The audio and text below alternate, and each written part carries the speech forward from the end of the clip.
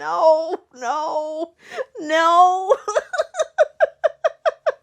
Hey everyone, it's Nicole. Welcome back to the channel. Editing Nicole coming in hot, y'all. So I kind of had a boo-boo when I was recording the intro and outro for this video and the last video. I forgot to change the lens on my camera. So I'm using my macro lens and I am not at macro lens optimal distance. So unfortunately, the intro and outro for this video are not in fact going to be in focus. The actual swatches are in focus, so don't worry about that. Just, you're not gonna really see my face too much in this video. So apologies. Today's video, I am so freaking excited to share with you all. I have the newest release from Mooncat. I have no idea how to say the name of this collection. I keep wanting to call it Baroquen, but I know that's definitely wrong. Baroquen?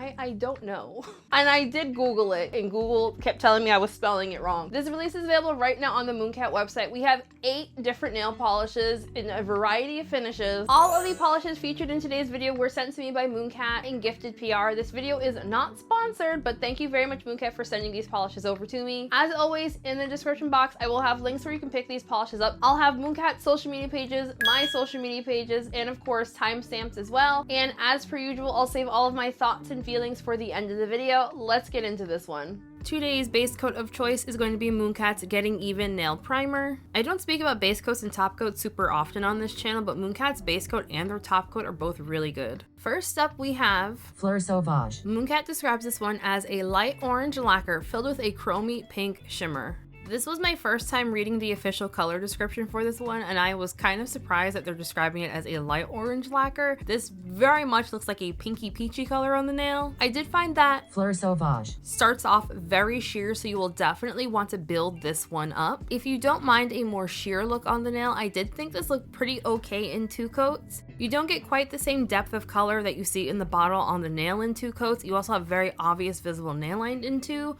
But coverage is overall pretty even in 2, so those of you who have like really short nails or who don't mind really obvious visible nail line, 2 coats is definitely passable, but I do think it looks better in 3 coats. I can't tell if it's the base color that's giving this the peachy vibe or if it's the actual shimmer that has a pink to peachy kind of color shift. Either way, you are getting a pink to peach color shift on the nail. The overall look of this polish has a very chrome slash foil like look to it, but thankfully not the kind of chrome that shows brush strokes. I would recommend glossy top coat to give this one a nice glossy finish. Removal is not going to be overly difficult, but it will be fairly messy. This next polish is called La Petite Mort, and Mooncat describes it as a light blue magnetic lacquer filled with a holographic shimmer, iridescent flakies, and holographic glitter that reveals a silver magnetic stripe. This was the polish in the release that I was most excited for just based on how all the bottles were looking. La Petite Mort had a fantastic formula. This applied so smoothly and so evenly. There are some very slight brush strokes when the polish is wet, but you do not see them once the polish fully dries down. This is going to be one of those magnetic shades that looks drastically different between it being magnetized and being unmagnetized. Unmagnetized, this looks like a blue tone silver. You can thankfully still see the flakies and a little bit of the holographic. With the cat eye effect in particular, it does darken up as the silver magnetic kind of pulls to the center of your nail, so the polish looks a little bit darker. The overall look on the nail of this polish, no matter how you magnetize it, it will still have very kind of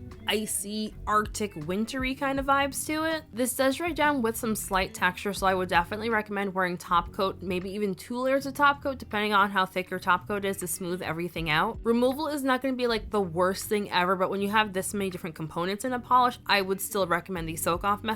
Having flakies stuck in your cuticle crevices is not going to be fun times. I got really excited when I saw the name of this next polish was the Stolen Kiss, because if you are unaware, Mooncat's old brand Illimite also has a polish called Stolen Kiss. So yeah, they are not in fact the same polish, and technically the names aren't exactly the same either. Mooncat describes the Stolen Kiss as a lilac pink lacquer filled with a chromy color shifting yellow to blue to green shimmer. The Stolen Kiss also had a fantastic formula, but this one does start off pretty dang sheer, so you really want to build this one up to get the most opacity going as well as to build up the base. While I did still have some visible nailing with this shade after 3 coats, I did find that in 3 coats it was pretty minimal. For my own personal wear, I feel like I probably would just wear this one in 2 coats. The shimmer in this polish is really interesting looking. It almost looks like the tiniest of tiniest flakies. It has a very textured look on the nail, but it doesn't look textured. As Linry would say, it has visual texture. I do agree with Mooncat describing this one as having a chrome-like finish. It does have the look of a more like foil or chrome-like finish as opposed to just a regular shimmer. I was kind of feeling like my studio lighting was making the shimmer look a little bit blown out, so I here just darkened it down a little bit so you could see the color of the shimmer better. I was seeing the yellow to blue to green shimmer that Mooncat described, and because this is a shimmer polish, it will remove very easily, but also kind of messy. And now we have Love's Labyrinth, which Mooncat describes as a light sage green linear holographic lacquer. Love's Labyrinth had a fantastic formula. This was actually my very first time trying Mooncat's linear holographic formula. I was really intrigued as I was watching this one. I found that the base on it feels very creamy, almost as if this is an acrylic base. However, even though the base feels almost creamier than I'm used to for a linear holographic, this still was just as like in your face boom holographic as I generally find linear holos to be. I do think that because the base has like a creamier feel to it, it does add a lot of opacity to this one. I only needed 2 coats to reach full opacity with it, and as is typical for linear holographics, this does dry down to appear a lot more holographic than it looks when wet. And I also did not have any issues with my top coat dulling the holographic. The sage green base plays so nicely with the linear holographic. Because this is in a linear holographic base, it will dry down fairly flat, so you will definitely want glossy top coat to bring the shine back to the polish, and removal is going to be super duper easy. I forget where I saw it. I think it might have been in my Discord server, but somebody had wanted to know how Love's Labyrinth compares to Holotaco's Mint Mojito. Mint Mojito is a little bit darker, and I'd say it leans more in the mint family, and Love's Labyrinth I would personally put in more of the sage green family. Mint Mojito also seems to have just slightly more holographic bang for your buck than Love's Labyrinth does, and I think that's because the base of Love's Labyrinth feels like slightly creamier than Mint Mojito. Like Mint Mojito applies like I generally find for a linear holographic to apply, and the base of Love's Labyrinth feels different than what I usually find for a linear holographic base that's just linear holo plus colorant. I feel like this is gonna be one of those things that if you don't have linear holographics that you aren't gonna understand what I'm trying to say, and I apologize for that because I don't know how else to describe it. All of that is to say, I wouldn't call these 2 polishes dupes by any means. Again, they're 2 different colors and the linear holographic also looks different, but I also acknowledge that for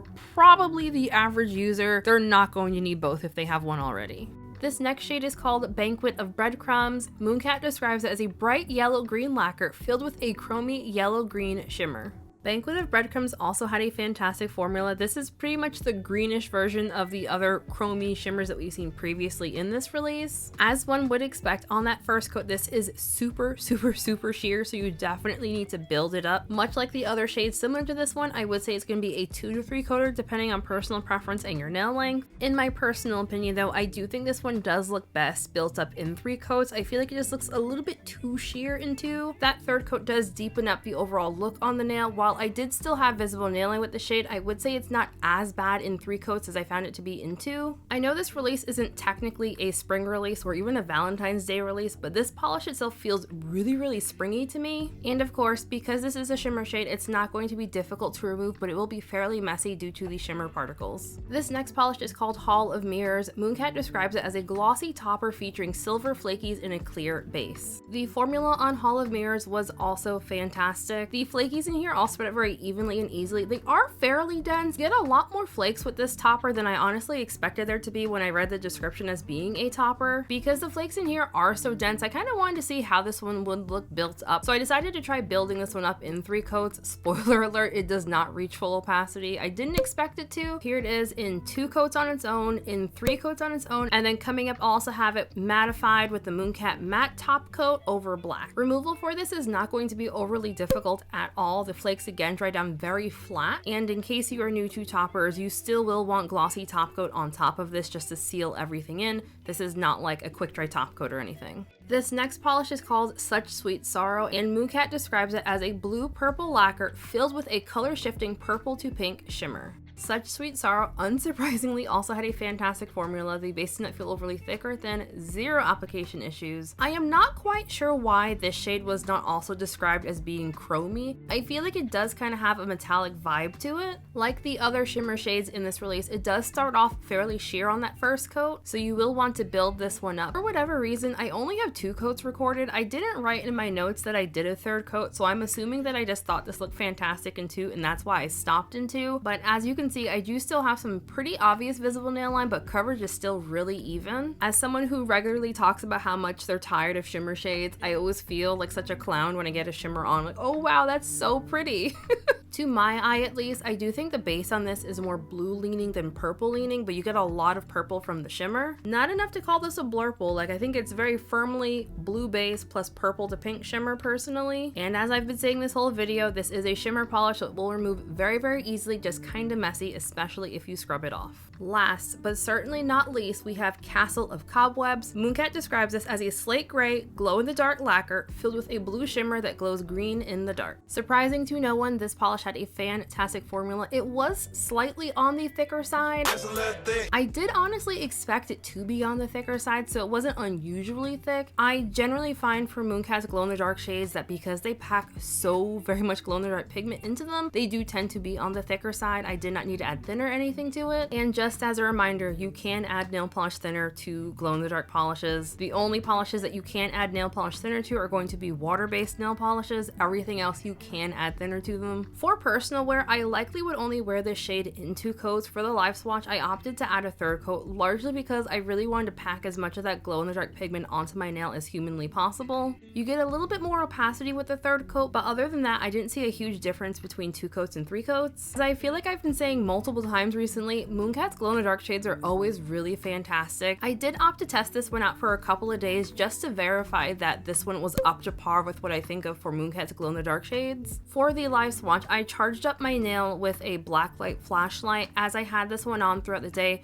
I did find that it charged up really nicely with other artificial lighting. You do not need to use a black light to charge this one up. I really love you guys, but I am not in fact going to be going outside in like 10-degree weather to charge my nail in the sun, so I can't confirm or deny whether or not that this charges well in the sun. But I did find that it charged it really nicely with my kitchen light, my phone flashlight, my Kindle, as well as our TV room lighting. Glow-in-the-dark polishes as a general rule have a very rubbery kind of texture to them when they dry down, and they also dry down very flat, so you will definitely want some glossy top coat to give this polish back some life. The little glow-in-the-dark pigments will also make kind of a mess on your nail if you choose to scrub this one off, so I would recommend the soak off method. Alrighty, so final thought. As y'all know, I'm a really big fan of when a collection has multiple different finishes in a release, so I really loved how almost all of these polishes had a different finish from the others. I thought the overall color story was also very pretty to look at. As I was just saying in my January wrap up, Mooncat is one of my top brands that I would recommend glow-in-the-dark polishes from. So I really expected Castle of Cobwebs to be my favorite polish from this release. Technically, it's the one that I wore for the longest, but surprisingly, it's not going to be my favorite. Le Petite Mort is definitely going to be my standout top pick from this release. I feel like someone's going to say, Nicole, you're only picking that because you love you know.